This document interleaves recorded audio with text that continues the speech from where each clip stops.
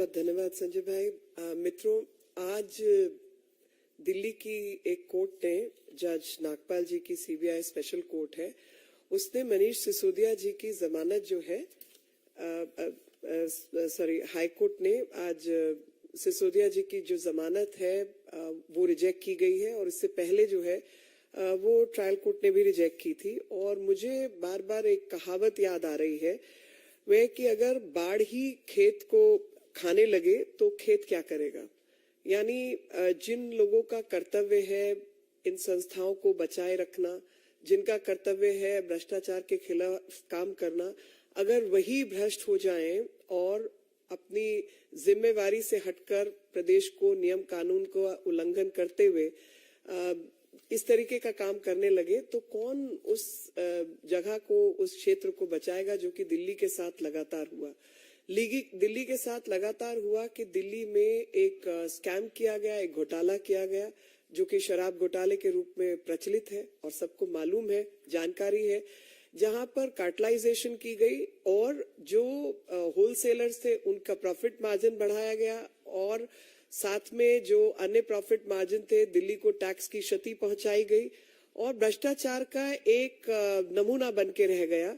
और जिसमें supplementary chargesheet भी दाखिल हुई है और कोर्ट की ऑब्जर्वेशन भी है कि जो एलिगेशंस है, वो जो इनके खिलाफ जो दस्तावेज हैं, बाकी चीजें, वो बहुत सीरियस है। और इसमें एक पब्लिक सर्वेंट, यानी जो समाज, पब्लिक सर्वेंट एक टेक्निकल लीगल डेफिनेशन है और डेप्यूटी चीफ मिनिस्टर का ऑफिस जो है वो इतना महत्वपूर्ण ऑफिस है जो खुद भ्रष्टाचार में लिप्त पाया गया। और जो एप्लीकेंट है वो एक पावरफुल व्यक्ति है और जो एक्साइज पॉलिसी का सूत्रधार है वो यही व्यक्ति है। और इन्होंने लगातार ये कुछ भी ऐसी हरकत कर सकते जहां पे विटनेसेस को इन्फ्लुएंस करने का काम है और तमाम तरीके की जो गैर नियमित चीजें होती हैं, खरीद फरोख्त, वो ये कर सकते हैं। और इस कारण से एक्साइज पॉलिसी के केस में इनकी जो जमानत है उसको रिजेक्ट किया जाता है। ये आज का ऑर्डर है। साथ ही एक आध दिन पहले, 2 दिन पहले बल्कि मैं कहूंगी, 27/5 को एक सप्लीमेंट्री चार्जशीट भी दाखिल की गई है कोर्ट में। और उस सप्लीमेंट्री चार्जशीट के अंदर पैरा 16.13 16.13 है। द इन्वेस्टिगेशन हैज रिवील्ड कि हिंदी में पढ़ देती हूँ कि इन्वेस्टिगेशन में ऐसी चीजें सामने आई कि जो ग्रुप ऑफ मिनिस्टर्स हैं उन्होंने 12% होलसेल का प्रॉफिट मार्जिन बढ़ाना है L1 लाइसेंसी के लिए, उसकी कोई डिटेल प्रस्तुत नहीं की गई। और ग्रुप ऑफ मिनिस्टर की जो रिपोर्ट है उसको एक्साइज डिपार्टमेंट से मांगना था, वो नहीं लिया गया। और यहाँ तक कि अरवा गोपी कृष्णा जो एक्साइज कमिश्नर बने 5 मार्च 2021 को, उनको इस ग्रुप ऑफ मिनिस्टर्स की मीटिंग में बुलाया तक नहीं गया। तो ये जो अरविंद जी और जो स्टेनो है उन लोगों के बयानों से ये मैच करता है।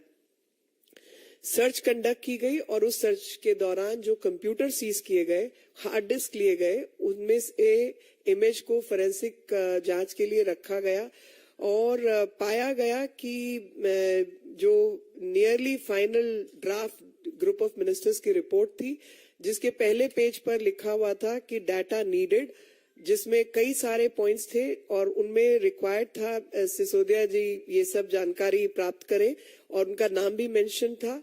और ग्रुप ऑफ मिनिस्टर की रिपोर्ट में एक प्रोविजन था कि 5% जो है मिनिमम डिस्ट्रीब्यूशन फी जो है होलसेलर L1 लाइसेंस के लिए, और जिसके ऊपर कोई कैप नहीं होगी, इंडिविजुअली फिक्स करने की बात हुई।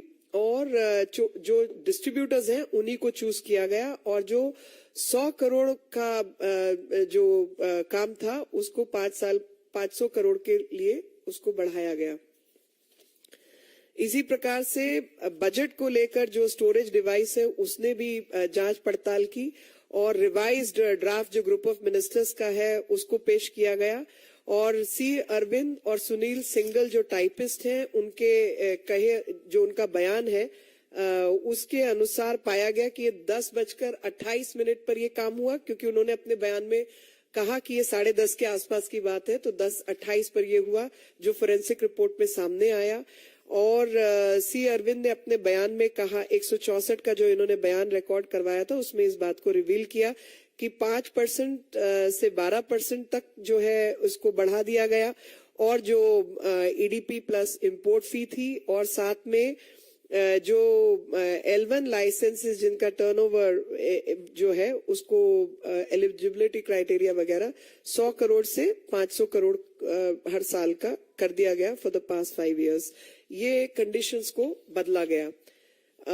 इसी तरीके से और नाम आए 20/5/2021 को और 21/5/2021 को एक्यूज जो है साउथ ग्रुप वाले अभिषेक बोनीपल्ली, अरुण आर पिल्लई, बुच्ची बाबू गोरंतला अलॉन्ग विद शरद रेड्डी, इन्होंने ये दिल्ली चार्टर्ड प्लेन से आए।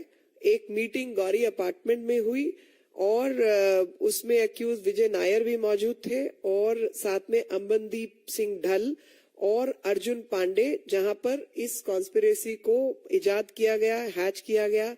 मोडालिटीज जो है लाइसेंस बदलने की क्या होंगी और फायदा उठाने के लिए, अनड्यू फेवर के लिए क्या क्या किया जाएगा।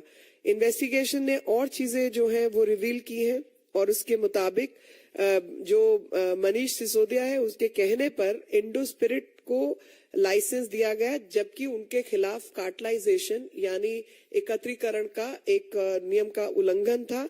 बावजूद उसके मनीष सिसोदिया ने धमकाकर अरवा गोपी कृष्णा जो एक्साइज कमिश्नर थे, उन्होंने अपने बयान में 164 के बयान में कहा कि स्टर्नली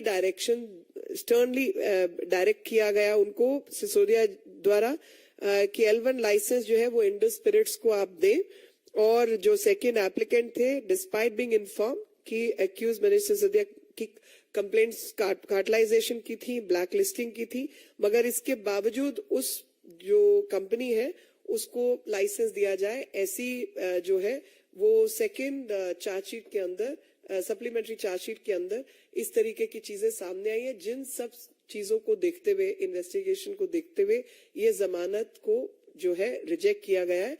और वापस मैं अपनी बात कहूंगी कि जब बाढ़ ही खेत को खाने लगे तो फिर खेत क्या करेगा। यानी दिल्ली की सरकार जो दिल्ली की सेवा के लिए बनी थी, दिल्ली के डेप्यूटी मुख्यमंत्री का काम था दिल्ली से भ्रष्टाचार को दूर करना, जो वो खुद ही भ्रष्ट हो जाए और भ्रष्ट पॉलिसीज को नियमित निर्धारित करने लगे, तो दिल्ली की सेवा कौन करेगा, दिल्ली से भ्रष्टाचार को कौन हटाएगा। I will say the same thing in English.